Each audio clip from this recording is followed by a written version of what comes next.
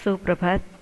શ્રી કન્યા પ્રાથમિક વિદ્યાલય કાલાવાડ, ધોરણ 6, વિષય સંસ્કૃત.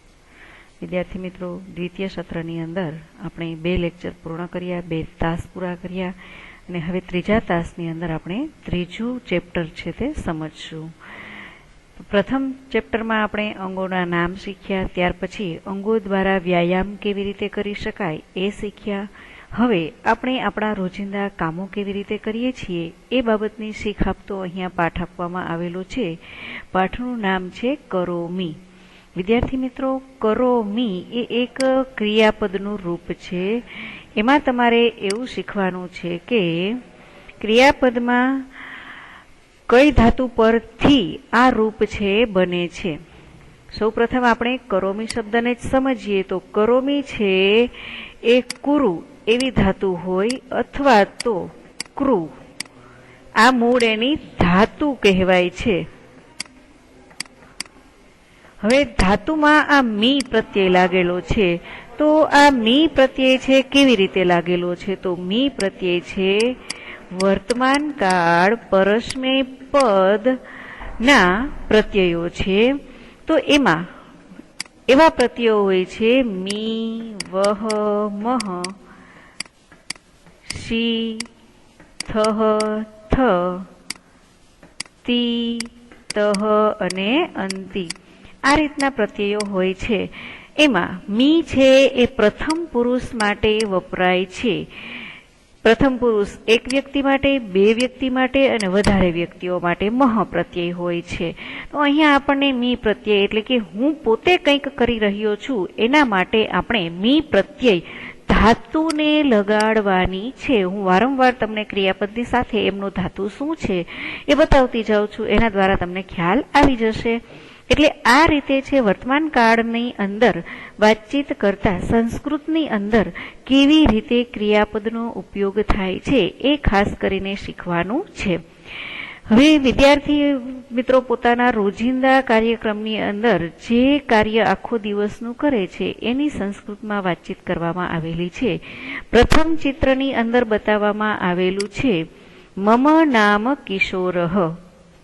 આપણે અંગ્રેજીની અંદર માય સેલ્ફ શીખીએ છીએ, માય નેમ ઇઝ. અહીંયા મમ નામ કિશોરઃ, મારું નામ કિશોર છે.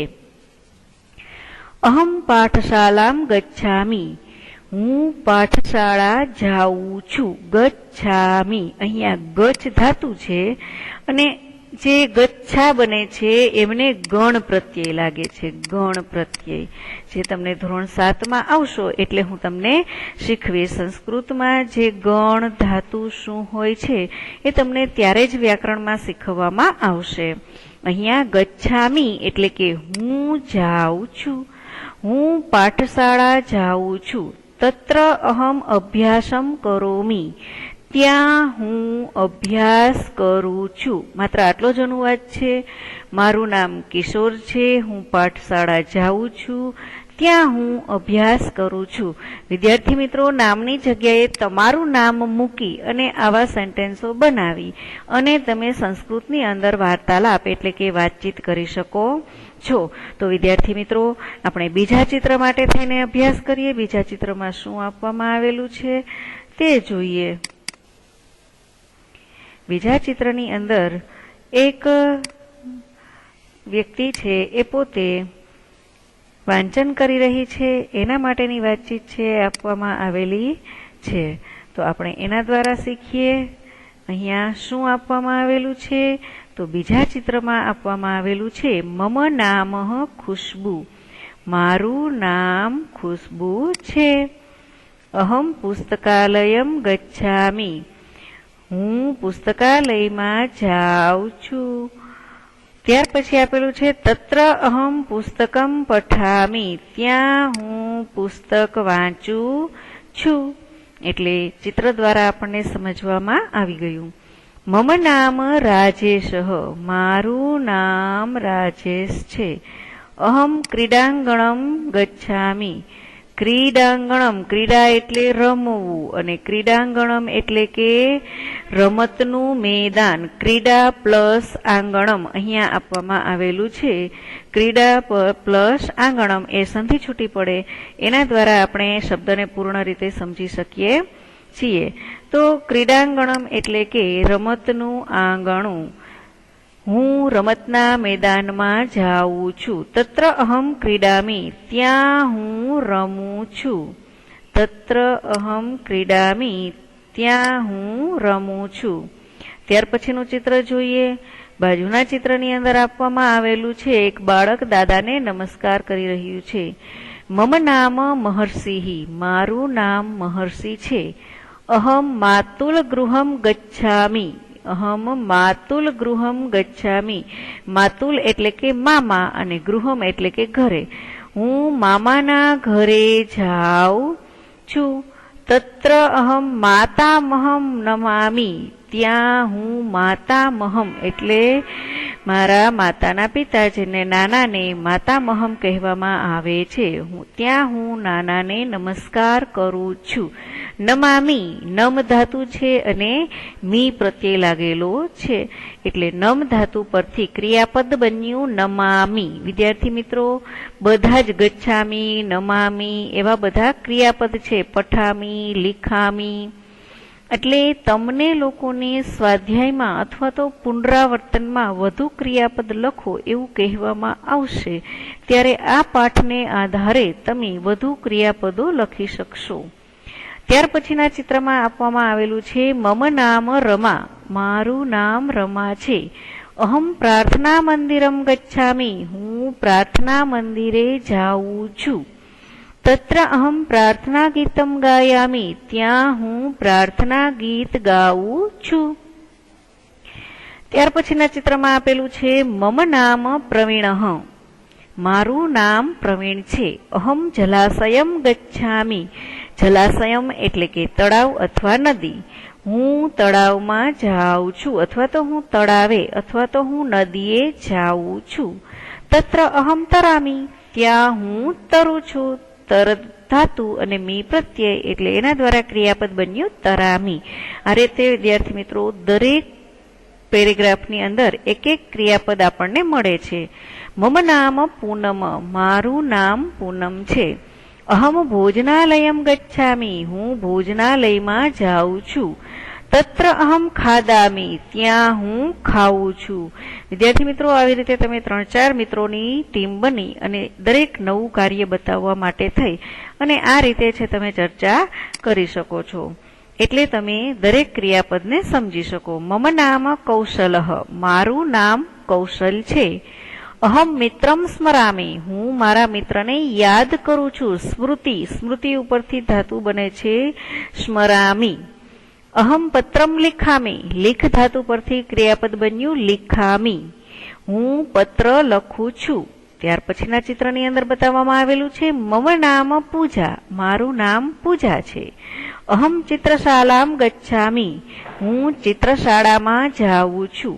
તત્ર અહમ ચિત્રમ પશ્યામિ, ત્યાં હું ચિત્ર જોઉં છું. પસ ધાતુ પરથી પશ્યામી ક્રિયાપદ બને છે એટલે તત્ર અહમ પશ્યામી, હું જોઉં છું. ત્યાં હું ચિત્ર જોઉં છું. મમ નામ રૂપલ, મારું નામ રૂપલ છે. અહમ નૃત્યશાલામ ગચ્છામિ, હું નૃત્યશાળામાં જાઉં છું. તત્ર અહમ નૃત્યામી, ત્યાં હું નૃત્ય કરું છું. એટલે દરેક જગ્યાના નામ પણ આપવામાં આવેલા છે સંસ્કૃતની અંદર અને તમે ત્યાં જે કાર્ય કરો છો એ ક્રિયાપદ આપેલું છે.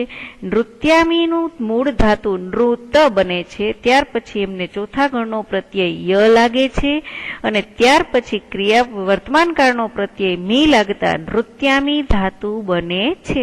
જે ધોરણ 7ની અંદર તમને ક્રિયાપદો શીખવવામાં આવશે ત્યારે તમને ખ્યાલ આવશે. એટલે વિદ્યાર્થી મિત્રો, માત્ર અત્યારે નૃત્યામી એટલે હું નૃત્ય કરું છું એવો તમારે જવાબ આપવાનો છે. અહમનો અર્થ પણ હું જ થાય છે. ત્યાં હું નૃત્ય કરું છું. વિદ્યાર્થી મિત્રો, જે શબ્દાર્થ આપવામાં આવેલા છે તે શબ્દાર્થ સૌપ્રથમ પાકી બુકમાં લખો. ત્યાર પછી આ દરેક પેરેગ્રાફ આપવામાં આવેલા છે એમનો અનુવાદ પાકી બુકમાં લખી લેજો. માત્ર અનુવાદ લખજો, જેથી કરીને પ્રશ્ન જવાબમાં સંસ્કૃત લખવાનું હોય છે એ તમે લખી શકો છો. એટલા માટે થઈ માત્ર અનુવાદ છે એ પાકી બુકમાં લખી અને જે હોમવર્ક પેજ આપવામાં આવે એના પ્રશ્ન જવાબ લખજો, પાઠ્યપુસ્તકના નહીં. અહમ પઠામી, પઠ ધાતુ છે એના ઉપરથી અહમ પઠામી ક્રિયાપદ બનાવેલું છે. તો હવે આપણે વિદ્યાર્થી મિત્રો વધુ ક્રિયાપદો છે બનાવવાના છે, તો એ આપણે લઈએ. જેમાં આપવામાં આવેલું છે ગચ્છ, તો એના ઉપરથી આપણે દરેકમાં જોયું ગચ્છામી લખવામાં આવેલું હતું, એટલે એ ઉપરથી આપણે બનશે ગચ્છામી. ત્યાર પછી લીખ, લીખ ઉપરથી લીખામી. ખાદ, ખાદામી. અહમ નમામી, અહમ ક્રીડામી. અગાઉ મેં તમને વાત કરેલી કે તૃ પરથી તર ધાતુ બને અને ત્યાર પછી આવે છે તરામી. આ રીતે એમનો ધાતુ છે તે બને છે, અહમ તરામી. નૃત્ય પરથી નૃત્ય બન્યું, અહમ નૃત્યામી. આ રીતે દરેક વાક્ય તમારે લોકોએ બનાવવાના છે. ત્યાર પછી બીજો પેરેગ્રાફ પ્રશ્ન આપવામાં આવેલો છે આપણને, જેની અંદર આપવામાં આવેલું છે વિચારીને લખો. સુરેશઃ પઠતી, અહમ પઠામી. હવે અહીંયા તી પ્રત્યય આપ્યો, મેં તમને અગાઉ લખી દીધેલું હતું. તી પ્રત્યય ત્યારે લાગે છે કે જ્યારે ત્રીજા પુરુષની અંદર કોઈ વ્યક્તિ એકલો કામ કરી રહ્યો હોય છે ત્યારે તી પ્રત્યય છે તે લાગે છે. તો સુરેશ છે એ ત્રીજો પુરુષ બની જાય છે, એટલે સુરેશ લખે છે, હું લખાવું છું. અથવા તો સુરેશ વાંચે છે, હું વંચાવું છું, અહમ પઠામી, હું વંચાવું છું. ચેતના નમતી, અહમ નમામી. એટલે આપણી સાથે બીજા કોઈ વ્યક્તિની વાત આપવામાં આવેલી હોય ત્યારે તી પ્રત્યય દ્વારા એ જ ધાતુનો ઉપયોગ કરાય છે. નમ ધાતુ પરથી નમતી, એટલે બીજા કોઈ લોકો, આપણી સામે રહેલા લોકો કંઈ કામ કરતા હોય તો એમના માટે આપણે નમતી કહી શકીએ, ને આપણા પોતાના માટે કહેવું હોય તો આપણે નમામી કહી શકીએ. મોહન ક્રીડતી, અહમ ક્રીડામી. આયુષી ગાયતી, અહમ ગાયામી. ગૌતમઃ તરતી, અહમ તરામી. રૂપલઃ ખાદતી, અહમ ખાદામી. ધ્રુમિતા પશ્યતી, અહમ પશ્યામી. ઉષા લિખતી, અહમ લિખામી. આ રીતે છે તમારા ક્રિયાપદો બને છે. વિદ્યાર્થી મિત્રો, એકમ કસોટીની અંદર ક્રિયાપદ બનાવતી વાત જો આવે તો તમે આ રીતે બનાવી શકશો. એટલે વિદ્યાર્થી મિત્રો, ફરીથી તમે ક્રિયાપદોને વારંવાર પુનરાવર્તિત કરો, જેથી કરીને તમને લોકોને ક્રિયાપદમાં પ્રોબ્લેમ ના પડે. ત્યાર પછી આપેલું છે રેખાંકિત પદોના સ્થાને કૌંસમાં આપેલા શબ્દોનો ઉપયોગ કરી બબે વાક્ય લખો. અહમ જલમ પીબામી, અહમ દુગ્ધમ પીબામી. એટલે જે ક્રિયાપદ છે એમની સાથે વસ્તુના નામ છે તે બદલી દેવામાં આવેલા છે. અહમ પુસ્તકમ પઠામી, અહમ પત્રમ પઠામી, અહમ વર્તમાન પત્રમ પઠામી.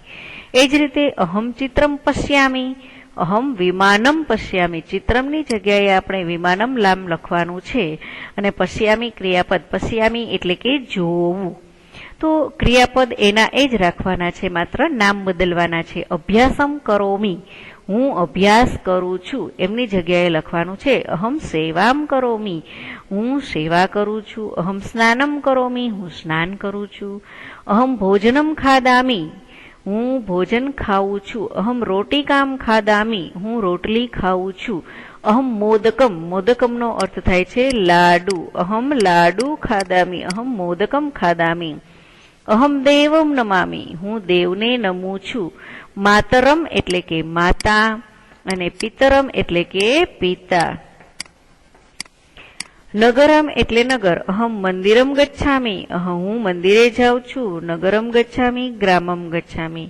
અહમ મિત્રમ સ્મરામી, સ્મરામી એટલે યાદ કરું છું અથવા તો સ્મરણ કરું છું. તો અહમ ઈશ્વરમ સ્મરામી, અહમ ગુરુમ સ્મરામી. અહમ પિત્રમ લખામી, અહમ કથામ લખામી, અહમ ગીતમ લખામી.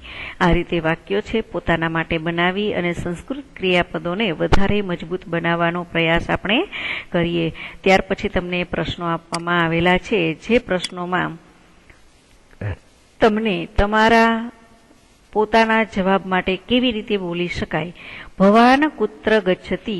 ભવાનનો અર્થ થાય છે આપ. આપ એટલે પોતે. આપ ક્યાં જાઓ છો અથવા તમે ક્યાં જાઓ છો એવું પૂછી શકાય. એટલે ભવાન પોતાના વ્યક્તિ માટે પૂછવા, પોતે કોઈ બીજાના માટે. જો પુલ્લિંગ નામ હોય તો ભવાન અને સ્ત્રીલિંગ નામ હોય તો ભવતી, એ રીતે આવશે. છોકરાનું નામ પૂછવું હોય, છોકરો કંઈ કામ કરી રહ્યો હોય ને પૂછવું હોય તો ભવાન કુત્ર ગચ્છતિ. જો છોકરી કંઈક જઈ રહી હોય, છોકરી કંઈક કાર્ય કરી રહી હોય અને પૂછવું હોય તો ભવતી કુત્ર ગચ્છતિ, એ રીતે. ભવાન કુત્ર ગચ્છતિ. હવે ભવાનનો જવાબ છે હંમેશા સામેનો વ્યક્તિ આપતો હોય તો એ અહમમાં જવાબ આવે. અહમ મંદિરમ ગચ્છામિ. જો પોતે કંઈક પૂછતો હોય ને પોતાને જ જવાબ આપવાનો થાય, સામેનો વ્યક્તિ છે એ તમને કહેતો હોય તો ત્વમ આવે, એટલે કે તું મંદિરે જાય છે. ત્વમ મંદિરમ ગચ્છસી અથવા તો ત્વમ મંદિરમ ગચ્છતિ, આ રીતે પ્રત્યય લાગે. પરંતુ અહીંયા આપણે પોતાને જવાબ આપવાની જ વાત છે એટલે અહમ દ્વારા જ આપણે જવાબ આપી શકશું. ભવાન કિમ પશ્યતિ. આપ શું જુઓ છો? તો અહમ ચિત્રમ પશ્યતિ. પશ્યામી, તેની જગ્યાએ મી પ્રત્યય છે એ લાગી જશે. એટલે વિદ્યાર્થી મિત્રો એ ખાસ ખ્યાલ રાખજો જવાબ આપતી વખતે. ભવાન કિમ લિખતિ. અહમ પત્રમ લિખામી. ભવાન કિમ ખાદતિ. અહમ મોદકમ ખાદામી. ભવાન કિમ ગાયતિ. અહમ ગીતમ ગાયતિ અથવા તો અહમ પ્રાર્થના ગીતમ ગાયામી. ભવાન કિમ કરોતિ. અહમ તરામી. હવે અહીંયા કરોતી છે એનું બદલી જશે, કરામી નહીં આવે. અહીંયા બીજું કોઈ ધાતુ જ આવી જશે. નૃત્યામી, ગાયામી, ખાદામી, પશ્યામી, એ પઠામી એવા છે. કરોતીની જગ્યાએ એવા ક્રિયાપદોનો જવાબ છે તે આવશે. હવે વિદ્યાર્થી મિત્રો છે આપણે આગળ જોઈએ શું આપવામાં આવેલું છે. એના દ્વારા આપણે આપણો સ્વાધ્યાયને પૂર્ણ રીતે સમજી લઈએ. હવે તમને અહીંયા ચિત્ર સ્વાધ્યાય છે એ પૂર્ણ થાય છે. હોમવર્ક પેજ જે આપવામાં આવે એ પાકી બુકમાં અવશ્ય લખી લેજો. ધન્યવાદ.